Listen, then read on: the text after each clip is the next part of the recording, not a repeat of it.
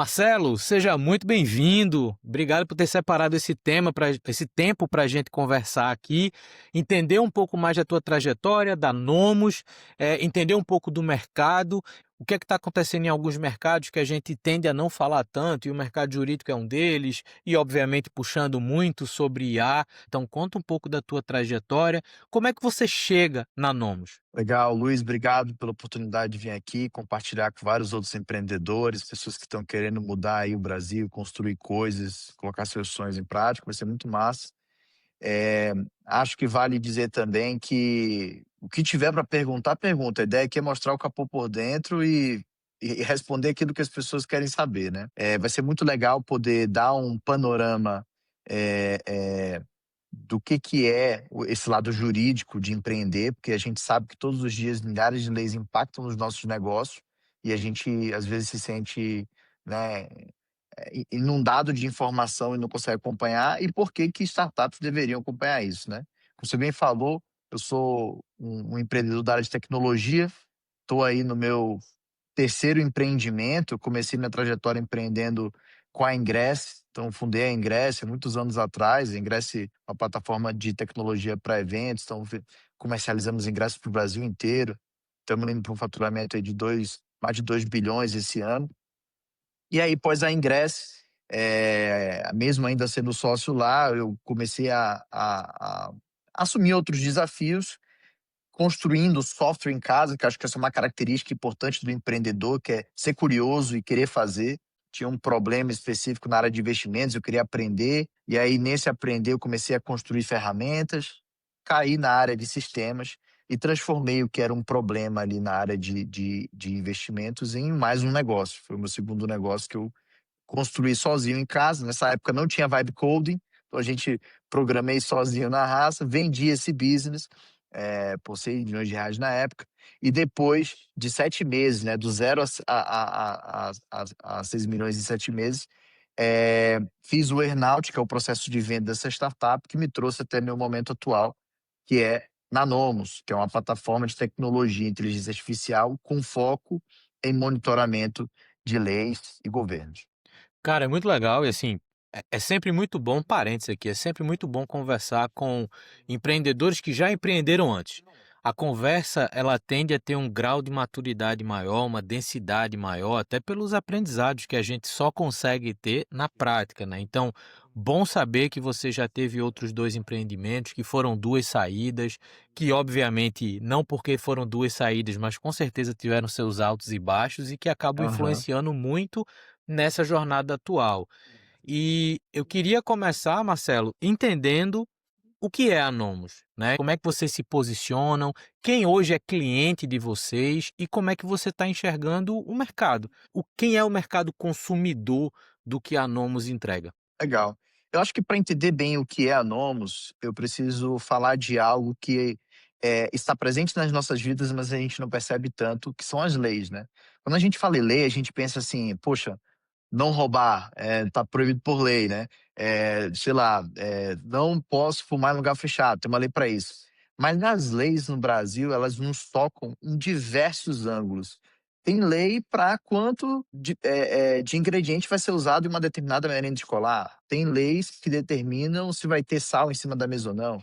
Tem lei que determina a educação das pessoas. Então, eu acho que, entendendo esse contexto, a gente começa a entender um pouco por que que um sistema como a Nomus faz sentido.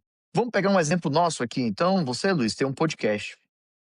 E faz muito sentido para você, que tem um podcast, falar também de atualidades. Então, imagina que você quer, por exemplo, estar trazendo startups aqui, e você quer entender que pautas são interessantes de trazer. E você teve a oportunidade de me entrevistar lá atrás, quando eu estava fundando a Ingress. E aí, quando você foi levantar as perguntas que você queria me fazer, digamos que naquela época estivesse sendo discutida leis sobre taxação de ingressos. Ou, por exemplo, se podia vender seguro de ingresso ou não na época da pandemia. Então, assim, acho que quando você consegue ter uma ferramenta que te dá a visibilidade de temas que são impactantes, mas que não te obrigam a entender na unha todos os detalhes de como está funcionando Brasília, você chega num novo nível. Agora eu te trouxe o exemplo, né, do podcast, trouxe o exemplo da Ingress. Agora imagina o tamanho do impacto milionário ou bilionário que empresas grandes, como por exemplo o iFood, tem quando começa-se a discutir se os motoboys vão ou não, por lei, ser considerados parte, né, do corpo de colaboradores do iFood. Ou quando, por exemplo, agora está sendo discutida as novas regras de taxação de empresas, né. Então, quando a gente fala de empresas muito grandes na área de mineração, de bancos, advocacia, infraestrutura, que são, empresas de logística ou até mesmo turismo, como aviação e hotelaria, elas precisam acompanhar a lei e saber quando a lei vai mudar antes que ela mude, para dar tempo ou delas se adaptarem e não perderem milhões com isso, ou pagarem multas milionárias, ou melhor até, elas poderem atuar em conjunto com o governo para o desenho dessas mesmas leis, porque o povo é convidado a participar, mas muitas vezes pelo distanciamento não participa. E aí como que a Nomos, né, que é esse sistema que usa inteligência artificial e mais de 600 robôs diferentes para acompanhar Brasília e o país inteiro em termos de leis, nasceu. Quando eu ainda estava no mercado financeiro, eu percebi que um simples discurso em Brasília fazia a bolsa subir ou cair. Falei, olha que loucura. Uma frase dita em Brasília, seja pelo presidente, por um deputado, ou às vezes até fora do país, tem a capacidade de gerar bilhões em ganhos ou em perdas em um único dia de transação. Eu falei assim: se eu tenho um sistema que pode diminuir o tempo de resposta entre a indústria e esses discursos, tem muito valor agregado. E aí, de novo, entra o espírito empreendedor com a minha pegada tecnológica, que é: eu acho que eu consigo automatizar isso, principalmente no momento que a gente está vivendo agora, que é com inteligência artificial, né? Então, acho que esse é um panorama. Hoje, a gente atende empresas de áreas reguladas, então você perguntou sobre nossos clientes. A gente tem no nosso hall de clientes, por exemplo, a Caixa Econômica Federal, que é um banco e precisa fazer um monitoramento. Eles são até um case interessante, porque eles não monitoram somente regulatório, eles também gostam de usar o sistema para acompanhar notícias. Então, ver o que está sendo dito em portais de notícias sobre a Caixa, sobre os programas da Caixa, sobre temas de interesse da Caixa, né? E na outra ponta, né, a gente falou de um banco, que é um ambiente ultra regulado. A gente tem também, por exemplo, empresas como a Braskem, que quer acompanhar, por exemplo, discursos de políticos sobre temas de interesses deles. A gente tem escritórios de advocacia que usam a plataforma para monitorar temas de interesse do portfólio de clientes, então eles usam a ferramenta de forma um pouco mais estratégica. Latam está no nosso portfólio de clientes. Então você vai perceber que é um hall de clientes que tem um nível de proximidade com a regulamentação alta e que geralmente sabem que uma pequena mudança de lei pode ter um impacto multimilionário ali no final do dia.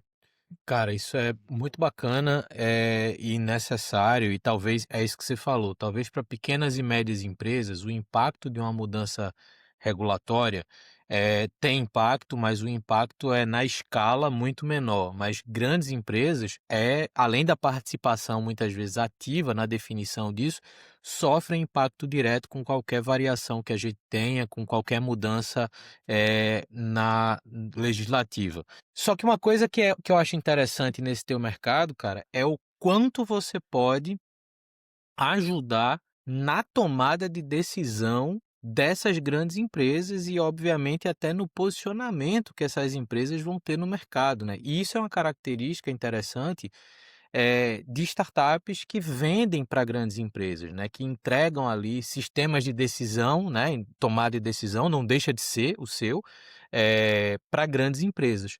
Como é que hoje você enxerga o mercado, e aí eu posso até pegar um exemplo de mote, né, a gente está passando aí pela reforma tributária, então muita dúvida, muita pergunta, muita questão sobre o que é que vai ser, o que não vai, o negócio vai morrer, o negócio vai crescer, vai continuar igual, então como é que hoje você enxerga o mercado enquanto oportunidade de crescimento no que diz respeito à abertura, ou desafios de crescimento? Legal, Dá um pouco desse panorama sobre em soluções como a tua, mas que isso poderia ser legal, expandido para outras soluções de tomada de decisão, como é que você vê a aceitação do mercado para o teu fluxo de crescimento? legal. Eu acho que assim, Luiz, se a gente for pegar o começo da tua fala, né, quando a gente falou das empresas grandes, eu acho que faz sentido e é um dos chamados que eu tenho, porque eu venho desse universo de startup empreendedores, que é pedir talvez para os empreendedores que estão começando suas startups a prestarem um pouco mais de atenção nas leis e darem um pouco de ênfase no monitoramento, né. Parte do meu objetivo, inclusive como empreendedor, é fazer com que esse monitoramento seja mais acessível. Hoje ele é acessível somente para essas grandes empresas, através de AI eu consigo escalar e deixar ele mais acessível para novos entrantes. Por que que eu te digo isso? Porque se a característica do empreendedor é transformar desafios em oportunidades, é dentro dessas mudanças legislativas que nascem muitas oportunidades para novos negócios. Quer ver um caso recente que eu estou vendo movimentação nas comunidades de empreendedorismo? Mudou recentemente a legislação em relação à retirada da carteira da CNH. Então, agora, por exemplo, começa a nascer a oportunidade de plataformas de aplicativo que fazem todo o treinamento, que toda a parte de estudo para a parte de teórica da CNH. Então, olha que interessante, o que antes não era possível, agora nasceu um mercado da noite para o dia, digamos assim, com uma lei que foi modificada. A mesma coisa acontece, por exemplo, há meses atrás, quando mudou a regulamentação do EAD. O EAD tinha ficado muito famoso, eles cresceu no Brasil inteiro, abrindo várias oportunidades de crescimento em relação a startups que nasceram para atender esse mercado, e ele se fechou de novo. Então, aquela startup que não está monitorando, pode ter o seu risco de negócio aumentado da noite para o dia, porque estava totalmente por fora. Então, mesmo que você não tenha uma área de compliance, mesmo que você não tenha uma área, né, de advogados muito grandes, faz sentido você ter alguma ferramenta de monitoramento para você descobrir oportunidades e para você se proteger de mudanças que podem te impactar. Quando a gente fala de projeção de crescimento, eu acho que assim, eu gosto muito de usar o exemplo da Amazon, do Jeff Bezos, né? Que a Amazon, quando ela começou, ela era uma empresa que era um site, era um e-commerce de livros. Se lá atrás, quando o Jeff Bezos começou, ele falasse assim: olha, eu quero ter uma AWS, que é eu vou vender servidor, um negócio chamado cloud, todo mundo ia olhar para ele que num alienígena, você é louco. Era fácil para ele explicar na época vender livro pela internet do que explicar que ele ia vender servidor. No entanto, ele comprovou algo que a gente de startup precisa entender, que é muito verdade, que é: você precisa dominar um nicho para você expandir o seu negócio. E dentro da Nomus, a gente tem uma estratégia muito semelhante a essa. Por mais que hoje eu esteja aqui contigo falando que a Nomus é uma plataforma de inteligência com foco no legislativo, eu acho que é muito natural que eu comece a fazer a expansão por indústria do nosso negócio. Então, se hoje eu entrego inteligência muito focada no legislativo, por exemplo, você falou da reforma tributária. Talvez eu comece a puxar indicadores econômicos e quem tem interesse, por exemplo, em mudanças econômicas, taxa de juros, inflação, outros índices de correção monetária ou índices demográficos, pode começar a usar a Nomus para fazer um monitoramento inteligente desses dados. Eu posso também começar a entrar na parte de rede social, porque hoje é muito importante você saber como é que está o discurso público sobre as coisas. Então perceba que a gente, como empreendedor com experiência, né, que é o que que é o que você falou, eu não estou indo já querendo fazer de tudo um pouco, eu estou nichando, e a minha recomendação para todos os empreendedores: procurem um nicho, dominem esse nicho e depois façam uma expansão gradual. Por fim, ano que vem é ano de eleição. Ano de eleição vai ser um ano muito agitado. É muita gente prometendo muita coisa e também é muita gente tentando entregar aquilo que prometeu, e a gente está se preparando para isso. Então vai ser um ano que a gente vai fazer lançamentos que vão permitir não só que políticos possam, de forma mais estratégica, entender o cenário eleitoral do que está acontecendo, mas também pessoas. A gente quer muito poder também servir a população durante esse ano e fazer com que elas tenham ali acesso a algumas ferramentas para elas conseguirem não depender, por exemplo, somente do chat GPT ou do Gemini, né, para poder perguntar sobre políticos, né? Porque a gente sabe que se essas AIs não estão bem treinadas, elas podem trazer uma resposta desatualizada, talvez enviesada. Então, uma ferramenta especializada como a nossa, às vezes, vai estar em melhor posição de responder uma pergunta. Isso é um ponto legal, Marcelo, e faz um gancho total com uma pergunta adendo que eu queria trazer aqui, que aí sempre que eu converso com fundadoras ou fundadores cujo negócio tem uma consolidação em cima de inteligência artificial hoje, é na linha de, e aí no teu caso, como é que hoje você enxerga a aplicação de inteligência artificial em cenários regulados, cenários bem definidos? Vou fazer o recorte com o que você acabou de falar. Existe hoje muita informação truncada, incompleta ou até errada em pessoas que usam IA de uma forma desestruturada e não treinada para coletar informações e tomam aquilo como verdade, né, o Uhum. ditado hoje, né, muita gente fazendo ChatGPT de Google. É. Então, no teu caso, que existe toda essa responsabilidade da informação, que pode, como você mesmo disse, num ano de eleição, poder se tornar um fator de decisão de voto, de posicionamento. Então tem uma carga de impacto nisso muito grande. Como é que hoje você enxerga a Nomus relacionando o serviço com inteligência artificial para prover, uma melhor informação ou uma informação, como você disse, mais democrática, podendo chegar em mais empresas, em mais níveis de empresas. Então, Legal. conta um pouco como é que está hoje a tua vida junto com inteligência artificial. Legal. Eu acho que antes de entrar específico na Nomus, faz sentido eu pincelar algumas coisas que eu tenho observado de tendências no mundo, né. A primeira delas é que a gente já vê países fazendo experimentos muito avançados com o uso de AI no processo de determinação das leis e no processo também de, combate à corrupção. Então a gente vê casos de AI sendo criadas para, por exemplo, fazer o trabalho completo de aprovação de licitação. Então, não tem mais um humano ali aprovando o que vai ser ou não contratado. A gente vê casos de discussões de os primeiros legisladores com a inteligência artificial. E aí, quando a gente olha para o Brasil, eu vejo que um país com uma carga de complexidade como a nossa, é humanamente impossível, como uma pessoa, você conseguir acompanhar tudo no detalhe, lembrar de todas as pequenas coisas. Então, faz-se necessário, até para um país que tem as nossas configurações, ter esse tipo de suporte. Saiu um artigo meu agora recentemente, na Época Negócio, em que eu falo o que, que eu acho que a maioria, talvez, dos políticos ainda não se atentaram, mas deveriam se atentar para o próximo ano eleitoral, que é o seguinte: existe um novo palanque político que não é para humanos, é para as IAs. Porque quando você faz uma pergunta para um ChatGPT da vida, para um Gemini da vida, aquela resposta ela é desenhada no que foi encontrado na internet, mas também naquilo que a IA entende como uma resposta boa para o que ela quer dar. Então, existem técnicas específicas para você ranquear para um IA. Então, se o conteúdo que está sendo gerado por esses políticos candidatos à eleição não for também olhando para esses AIs como, por exemplo, um lugar de consulta de um potencial eleitor, eles vão perder um canal de comunicação gigantesco, né. Nas últimas Black Fridays todas, nós temos indicadores de 11 a 16% do tráfego de compra, o tráfego para pessoas que estão prontas para comprar, vindo já de canais de inteligência artificial. Então imagina, por exemplo, o pessoal que não vai perguntar sobre políticos com determinada pauta, quando tiver ali no finalzinho, chegando no dia a dia da eleição, pô, o que que eu vou votar?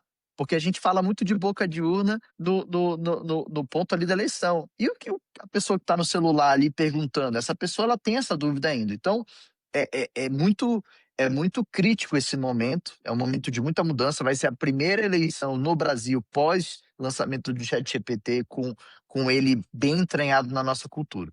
E aí, quando a gente fala de nomes, a gente tem percepção completa dessa responsabilidade, porque já a gente acompanha o que está acontecendo no mundo e a gente vê que muitas pessoas hoje, por não terem uma ferramenta conhecida, estão se apoiando em ChatGPT, no Gemini e outras AIs.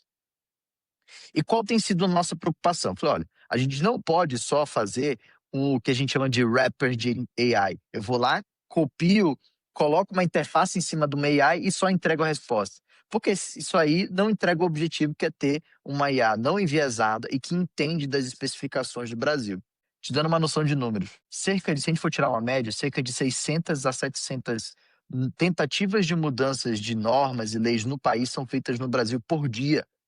Então, se você não tem uma ferramenta de AI para acompanhar essa complexidade, você não vai conseguir avançar. E se a AI que você usa não tem o nível de atualização que a Nomus tem, você está usando uma ferramenta que não tem toda a informação que precisa para tomar decisão estratégica.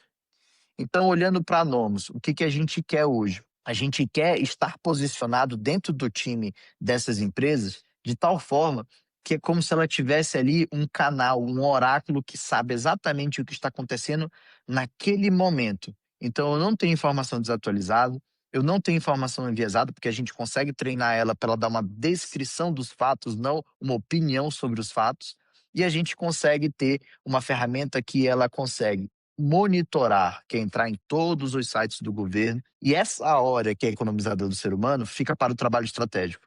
Se no final do dia eu devolver horas humanas para trabalho estratégico e ficar com o trabalho de robô, que é de monitorar, eu acho que a gente cumpriu um grande objetivo. A gente está devolvendo cérebros para pensar na estratégia das empresas. Cara, isso aqui eu acho que é a parada mais interessante que a gente pode encontrar hoje na discussão do uso de IA. E óbvio, né? Você trouxe o contexto Nomos, mas em qualquer cenário de aplicação em startups.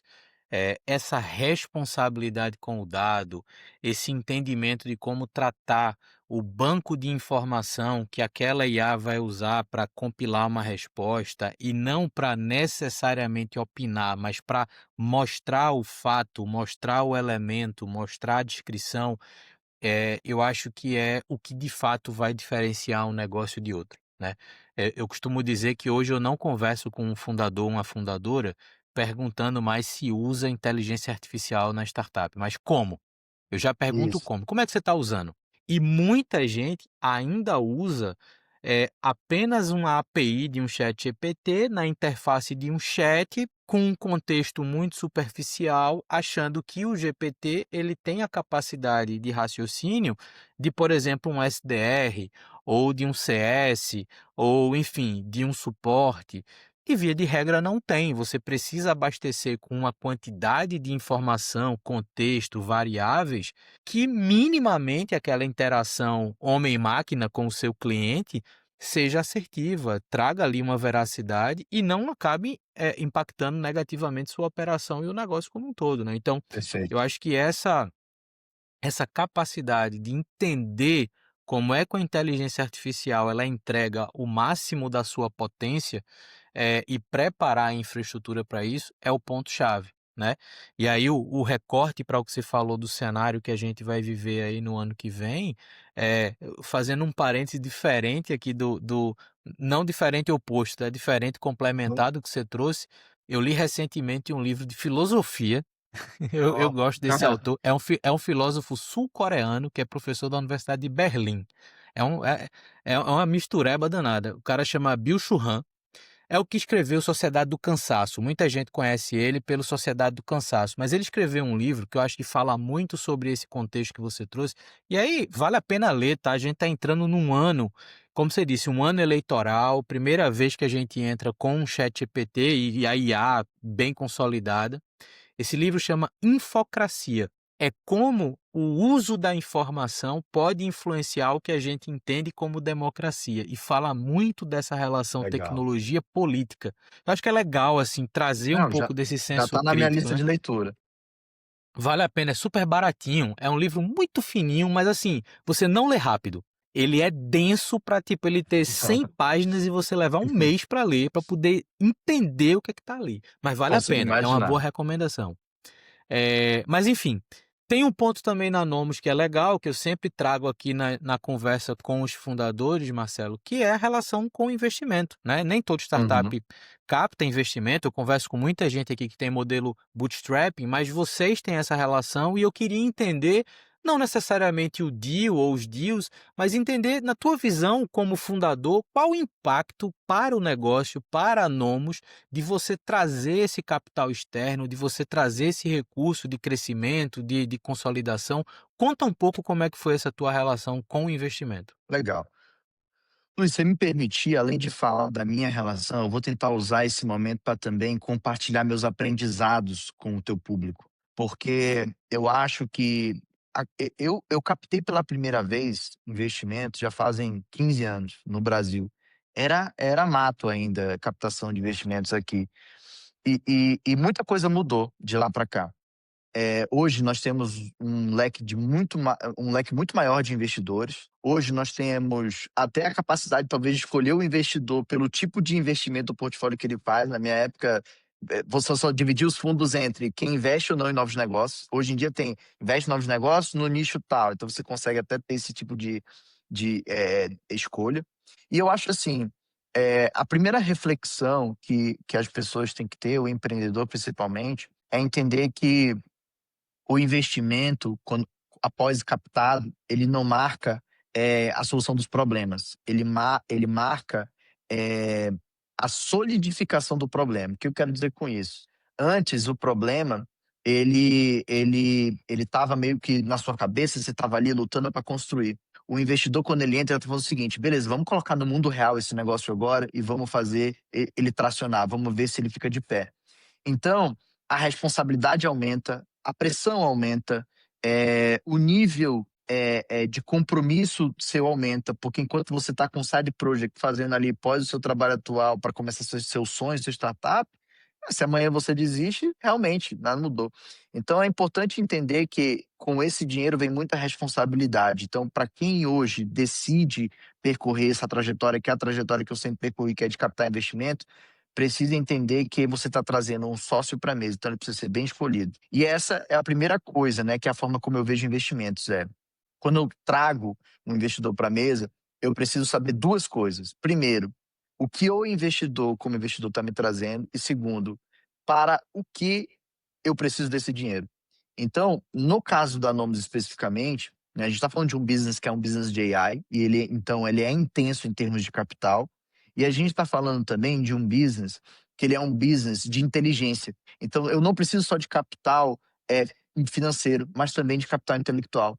Então, eu tive muita sorte de que a Nomus tem como, né, investidor ali inicial a Arco Advice, que é hoje uma das consultorias mais relevantes de consultoria política do país. Hoje eles têm escritório em Washington, eles dão palestras. Meu sócio estava semana passada na Europa dando palestras para o Bank of America. Então, assim, eu consegui trazer para minha mesa um nível de conhecimento e capital intelectual, não capital financeiro, que muda completamente, não só o meu jogo, como muda até mesmo as minhas forças como empreendedor para comprar esse desafio.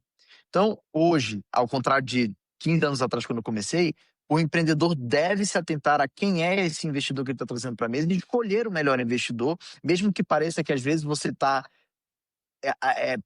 num nível que você vai fechar qualquer um, porque você acha que é muito difícil captar. Fechar com qualquer um não é uma opção e nunca foi pra gente também, a gente sempre escolheu muito bem. E aí quando a gente fala de recursos, de novo, né, eu acho que assim, é inevitável para mim pensar em captação, os business que eu fiz, eu consegui conciliar muito bem o crescimento, né, acelerar o crescimento dos meus negócios através de captação financeira e é parte da estratégia, né.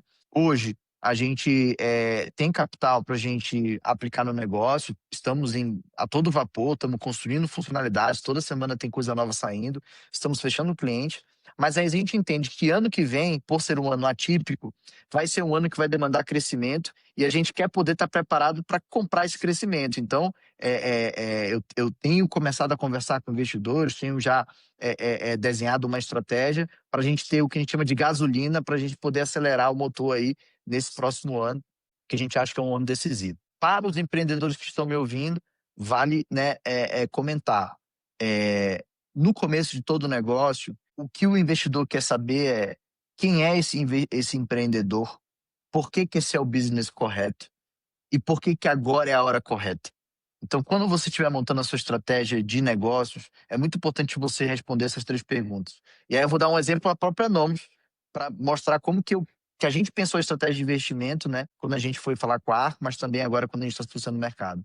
Primeiro, como eu falei, antes de montar a Nomus, eu já montei outros negócios que já escalaram, inclusive, então o track record de empreendedorismo acho que é uma das características importantes, mas tem também a característica de, no mercado financeiro, que foi minha segunda startup, eu ter atuado com monitoramento de informação e estruturar informações para um mercado que era também regulado, que era o mercado de capitais. Então eu trago esse background e adapto agora ele para um nicho legislativo. Então eu começo a responder aí o quem, né? A Arco Advice entrando como meu sócio, que tem 40 anos de experiência política, então eu não estou entrando sozinho como um cara louco, novo, num segmento, estou trazendo muita substância para treinar essa IA.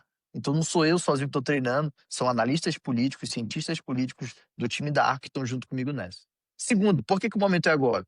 Horas. Porque há 3 anos atrás, quando eu comecei meu startup, LLM, como hoje, não existia. Então existe uma mudança industrial que está acontecendo agora.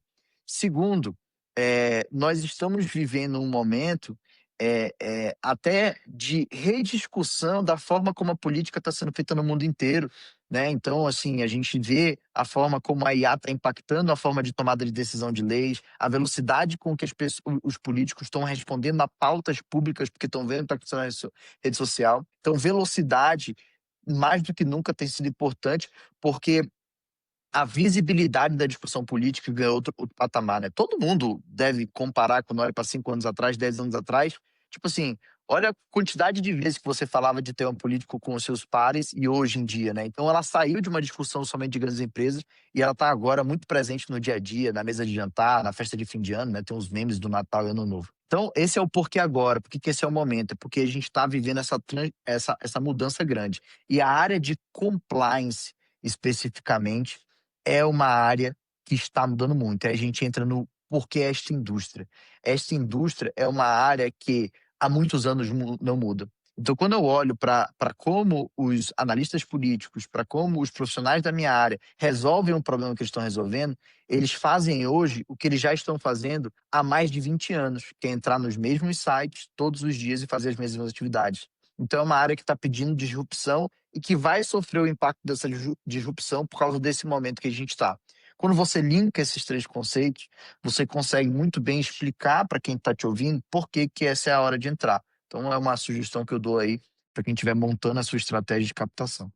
Cara, tem um ponto legal no que você falou agora, que eu acho que ajuda muito a posicionar alguns outros negócios, porque muitas vezes uma startup, inclusive em processo de captação de investimento, tem dificuldade de apresentar esse porquê agora, essa oportunidade, esse próximo passo. E tem uma coisa que a gente bate muito quando conversa com o founder, é tipo, cara, você não vai conseguir pegar, captar investimento para continuar fazendo a mesma coisa que você faz. É. E aí um ponto que você falou aqui que é muito importante, que é você sempre ter essa atenção a qual é o contexto, dado que, o meu mercado está se comportando assim há muito tempo. O que é que eu posso fazer para ser uma das pedrinhas que vão chacoalhar isso aqui? E Perfeito. no seu caso, essa leitura que você fez da análise política, por exemplo, é isso, a gente tem as mesmas fontes, as mesmas bases de discussão, só que a gente está fazendo a mesma coisa num mundo que não existe mais como existia 10 anos atrás, e 10 anos para a política é nada. Né, então Uhum. assim, 10 anos atrás era outro contexto, 20 anos atrás, na virada de 90 para 2000 era outro mundo, então assim, e a gente segue fazendo as mesmas coisas. Então quando você traz uma proposta de inovação, e você coloca isso numa mesa de negociação de investimento, é importante que você mostre, e aí eu vou puxar para 2 coisas que você falou antes, sobre a tua trajetória enquanto founder na hora de captar investimento, e é uma coisa também que eu falo muito, o founder na hora de captar ele tem que ter 2 elementos que só o founder consegue ter: competência e consistência. Então assim, se você tem histórico profissional, você vai mostrar sua competência. Essa competência pode ser que você não tenha um currículo muito grande, tenha passado por muita coisa. Então você compensa a sua competência pequena com consistência, que é o que você está Uhum. conseguindo fazer nesse negócio que você está fazendo agora. Então isso cria uma relação de, cara, esse founder ou esse time de founders tem capacidade de fazer esse negócio, tem uma visão do que é que está acontecendo no mercado e tem uma projeção de para onde esse negócio pode ir. Então essa combinação de fatores, e aí em tudo isso que você falou, eu acho que traz um pouco dessa vivência, cria de fato oportunidade de captação, né. Captar investimento não é fácil, né, você Não. captou a primeira vez 15 anos atrás, primeira vez que eu levantei investimento foi por aí, 2014, então assim, era outro cenário de Era. investimento, mas de fato, hoje a gente consegue ter um melhor filtro de quem são os investidores, quem é que pode apoiar, quem é que pode acelerar alguma coisa. Não faz mais sentido hoje você pegar capital pelo capital, né? Então, pela diversidade de fundos e investidores que a gente tem. Então, acho que a tua experiência Verdade. traz muito isso para a mesa.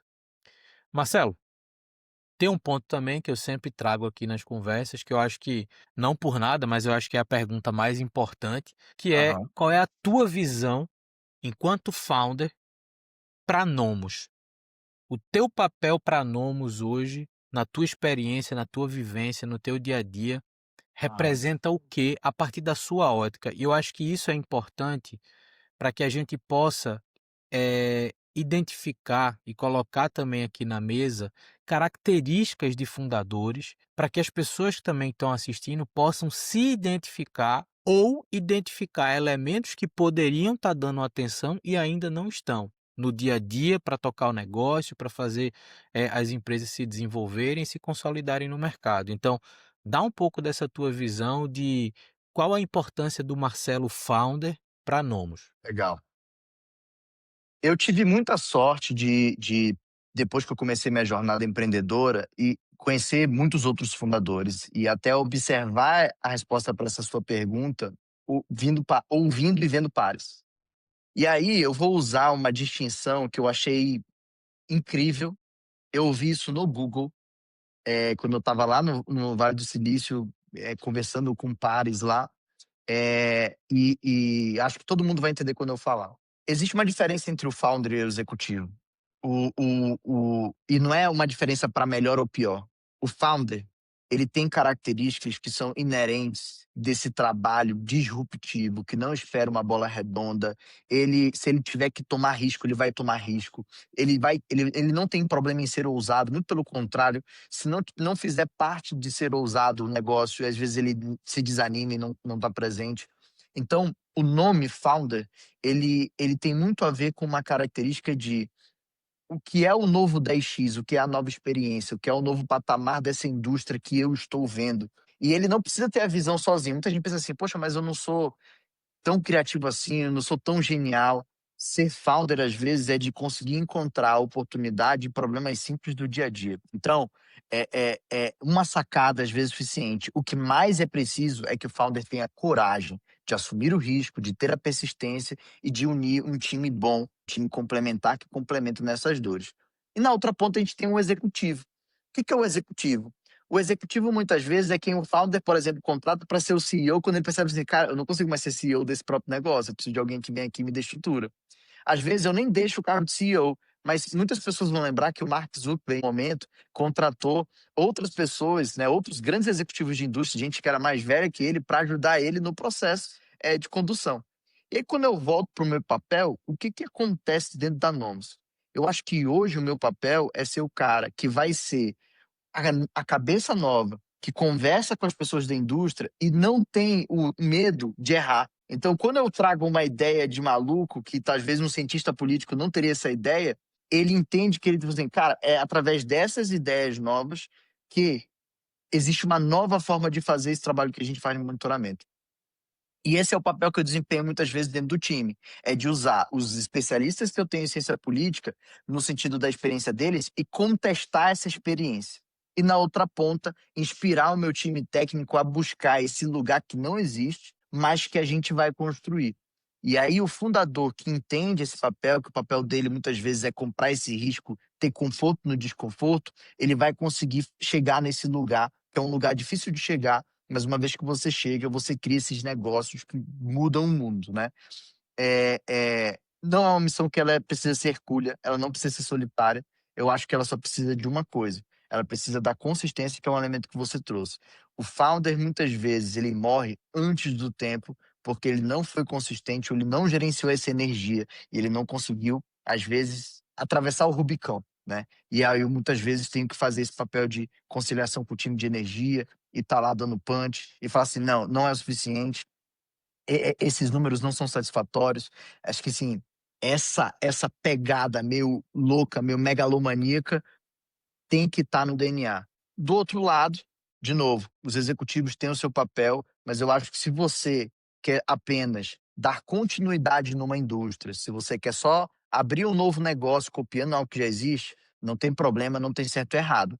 Mas eu acho que o founder que a gente está descrevendo não cabe nessa caixinha. Ele tem que naturalmente provocar essa quebra com a indústria atual. Tem que ter aquele fator 10x na melhora da experiência, e eu acho que isso é parte do meu papel, é o que eu faço todo dia, né, é fazer essa provocação. Cara, isso é fundamental, assim, e é o que você falou. O fundador, por mais que a empresa veja essa figura quase como o direcionador do negócio, e que em algum momento tem que ser, mas eu acho que é muito do que você falou. Você tem que ser o provocador de si mesmo porque também tem isso, né, a gente acaba conhecendo muito fundador e fundadora que às vezes tem medo de tomar decisões difíceis, É tem verdade. medo de ter conversas difíceis, né, então eu me deparo pelo menos uma vez por semana com times fundadores que têm problemas entre si, e que aquele problema só persiste porque nenhum deles tem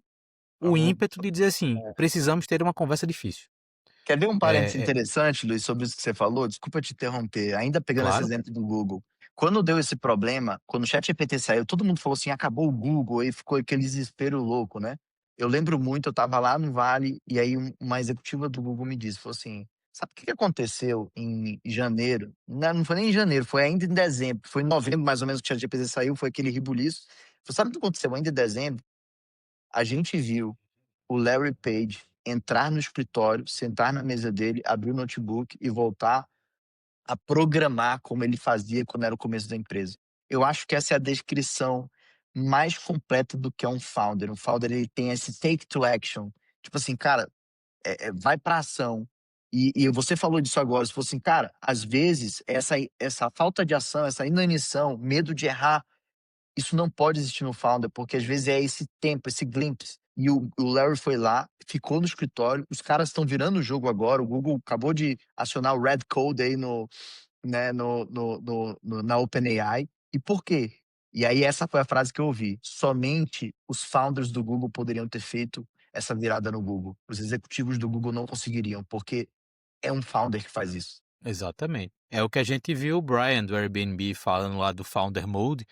É isso, cara. Tem hora o Bezos está voltando para a Amazon, né, É, talvez não como CEO, mas ele está hum, voltando para dentro para poder alguns elementos que ele sempre defendeu e que fizeram a Amazon se tornar a Amazon, é. então começam a se perder quando o founder se distancia, né. Então tem muito isso, né. O founder não pode ser a empresa não pode ter uma dependência absoluta do founder, dependendo do tamanho do negócio, mas o founder tem esse papel, de dizer assim: "Cara, o mercado mexeu de um jeito que a gente não esperava, o founder tem que estar perto ali para poder orquestrar o que é que vai ser feito, tomar decisões, voltar a empoderar as pessoas com outras estratégias ou com atualizações e deixa a empresa fluir. Lá na frente vai acontecer de novo, o founder volta para perto de novo, organiza, reposiciona todo mundo e deixa o negócio fluir.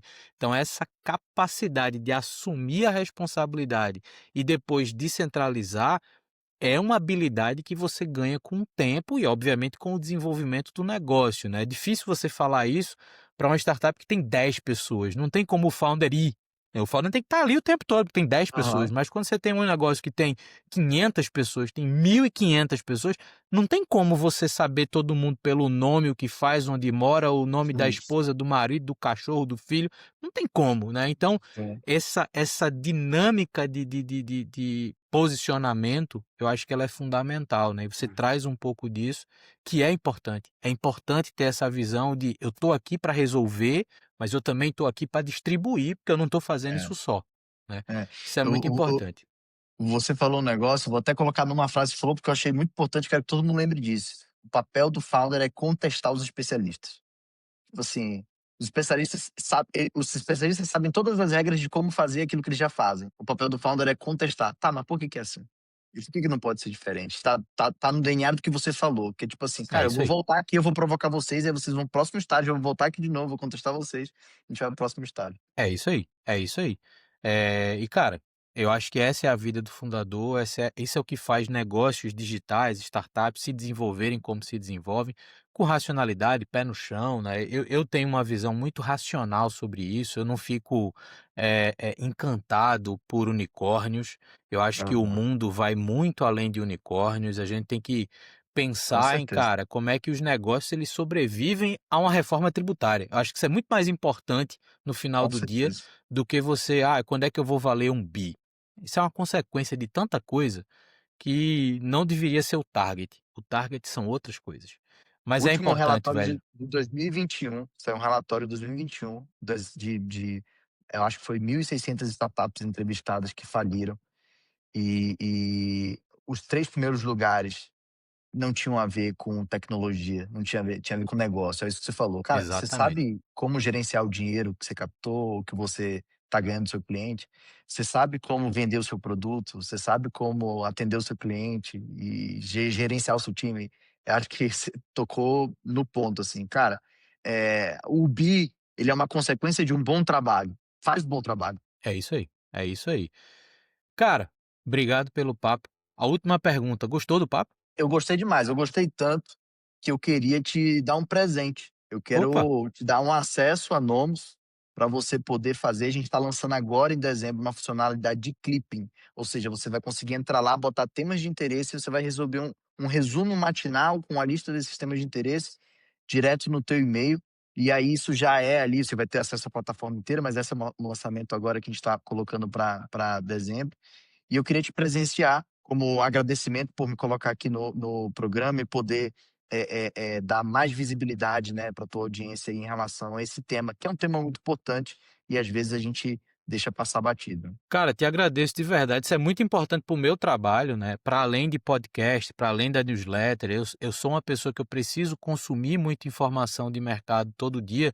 Hoje eu gerencio o portfólio de startups investidas, Aham, sou advisor de startups, então pô, obrigado de verdade pelo acesso. Vai ser um prazer também compartilhar aí, o serviço, inclusive na descrição desse vídeo aqui, no legal. texto complementar, vai estar lá para você poder acessar também, para poder você trazer isso para o seu dia a dia. Você que é founder, quanto mais informações você tiver de mercado, melhor vai ser o seu trabalho. E, obviamente, a gente se vê e se fala no próximo Papo de Founder. Valeu!